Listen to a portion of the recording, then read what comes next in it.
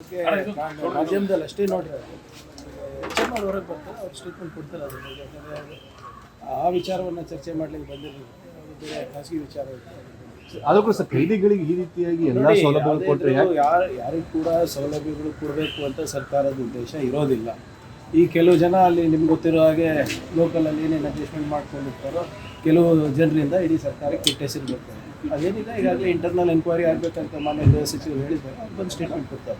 Sir, Parameshwar ಅವರಿಗೆ ಕೆಲವು ಕ್ಯಾಬಿನೆಟ್ನ ಕೆಲವರು ಮತ್ತು ಸಚಿವರು ಕೆಲ ಮಾಜಿ ಶಾಸಕರು ಎಲ್ಲರೂ ಕೂಡ ಒತ್ತಡದಿಂದಾಗಿ ಒಂದಷ್ಟು ಅಧಿಕಾರಿಗಳಿಗೆ ಸೂಚನೆ ಕೊಟ್ಟಿದ್ದಾರೆ ಅಂತೇಳಿ ಚರ್ಚೆ ಆಗ್ತಾ ಇರ್ತಕ್ಕಂಥದ್ದು. ನೋಡಿ, ಸುಮ್ಮನೆ ಹೂವಾಪುವತ್ತೆಲ್ಲ ಇದು ಮಾಡಬೇಕು.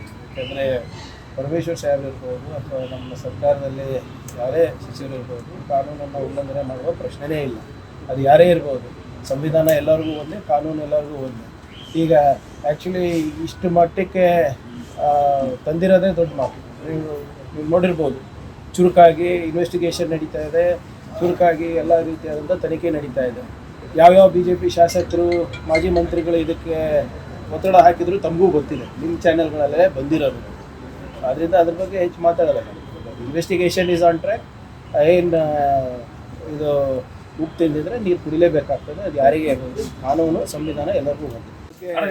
ಮಾಧ್ಯಮದಲ್ಲಿ ಅಷ್ಟೇ ನೋಡ್ರಿ ಎಚ್ ಎಂ ಹೊರಗೆ ಬರ್ತಾರೆ, ಅವ್ರು ಸ್ಟೇಟ್ಮೆಂಟ್ ಕೊಡ್ತಾರೆ. ಅದ್ರ ಬಗ್ಗೆ ಯಾಕಂದರೆ ಆ ವಿಚಾರವನ್ನು ಚರ್ಚೆ ಮಾಡಲಿಕ್ಕೆ ಬಂದಿರಲಿಲ್ಲ, ಬೇರೆ ಖಾಸಗಿ ವಿಚಾರ ಇರ್ತದೆ. ಅದಕ್ಕೂ ಸರ್ ಕೈದಿಗಳಿಗೆ ಈ ರೀತಿಯಾಗಿ ಎಲ್ಲ ಸೌಲಭ್ಯಗಳು ಕೊಟ್ಟರೆ ಯಾರಿಗೂ ಕೂಡ ಸೌಲಭ್ಯಗಳು ಕೊಡಬೇಕು ಅಂತ ಸರ್ಕಾರದ ಉದ್ದೇಶ ಇರೋದಿಲ್ಲ. ಈ ಕೆಲವು ಜನ ಅಲ್ಲಿ ನಿಮ್ಗೆ ಗೊತ್ತಿರೋ ಹಾಗೆ ಲೋಕಲಲ್ಲಿ ಏನೇನು ಅಡ್ಜಸ್ಟ್ಮೆಂಟ್ ಮಾಡ್ಕೊಂಡಿರ್ತಾರೋ ಕೆಲವು ಜನರಿಂದ ಇಡೀ ಸರ್ಕಾರಕ್ಕೆ ಕೆಟ್ಟ ಹೆಸರು ಬರ್ತಾರೆ. ಅದೇನಿಲ್ಲ, ಈಗಾಗಲೇ ಇಂಟರ್ನಲ್ ಎನ್ಕ್ವೈರಿ ಆಗಬೇಕಂತ ಮಾನ್ಯ ಗೃಹ ಸಚಿವರು ಹೇಳಿದ್ದಾರೆ, ಅವ್ರು ಬಂದು ಸ್ಟೇಟ್ಮೆಂಟ್ ಕೊಡ್ತಾರೆ. ಸರ್, ಪರಮೇಶ್ವರ್ ಅವರಿಗೆ ಕೆಲವು ಕ್ಯಾಬಿನೆಟ್ನ ಕೆಲವರು ಮತ್ತು ಸಚಿವರು ಕೆಲ ಮಾಜಿ ಶಾಸಕರು ಎಲ್ಲರೂ ಕೂಡ ಒತ್ತಡದಿಂದಾಗಿ ಒಂದಷ್ಟು ಅಧಿಕಾರಿಗಳಿಗೆ ಸೂಚನೆ ಕೊಟ್ಟಿದ್ದಾರೆ ಅಂತೇಳಿ ಚರ್ಚೆ ಆಗ್ತಾ ಇರ್ತಕ್ಕಂಥದ್ದು. ನೋಡಿ, ಸುಮ್ಮನೆ ಹೂವಾಪುವತ್ತೆಲ್ಲ ಇದು ಮಾಡಬೇಕು. ಯಾಕಂದರೆ ಪರಮೇಶ್ವರ್ ಸಾಹೇಬ್ ಇರ್ಬೋದು ಅಥವಾ ನಮ್ಮ ಸರ್ಕಾರದಲ್ಲಿ ಯಾರೇ ಸಚಿವರು ಇರ್ಬೋದು, ಕಾನೂನನ್ನು ಉಲ್ಲಂಘನೆ ಮಾಡುವ ಪ್ರಶ್ನೆನೇ ಇಲ್ಲ. ಅದು ಯಾರೇ ಇರ್ಬೋದು, ಸಂವಿಧಾನ ಎಲ್ಲರಿಗೂ ಒಂದೇ, ಕಾನೂನು ಎಲ್ಲರಿಗೂ ಒಂದೇ. ಈಗ ಆ್ಯಕ್ಚುಲಿ ಇಷ್ಟು ಮಟ್ಟಕ್ಕೆ ತಂದಿರೋದೇ ದೊಡ್ಡ ಮಾತು. ನೀವು ನೋಡಿರ್ಬೋದು, ಚುರುಕಾಗಿ ಇನ್ವೆಸ್ಟಿಗೇಷನ್ ನಡೀತಾ ಇದೆ, ಚುರುಕಾಗಿ ಎಲ್ಲ ರೀತಿಯಾದಂಥ ತನಿಖೆ ನಡೀತಾ ಇದೆ. ಯಾವ್ಯಾವ BJP ಶಾಸಕರು ಮಾಜಿ ಮಂತ್ರಿಗಳು ಇದಕ್ಕೆ ಒತ್ತಡ ಹಾಕಿದ್ರು ತಮಗೂ ಗೊತ್ತಿದೆ, ನಿಮ್ಮ ಚಾನೆಲ್ಗಳಲ್ಲೇ ಬಂದಿರೋದು. ಆದ್ದರಿಂದ ಅದ್ರ ಬಗ್ಗೆ ಹೆಚ್ಚು ಮಾತಾಡೋಲ್ಲ. Investigation is on track.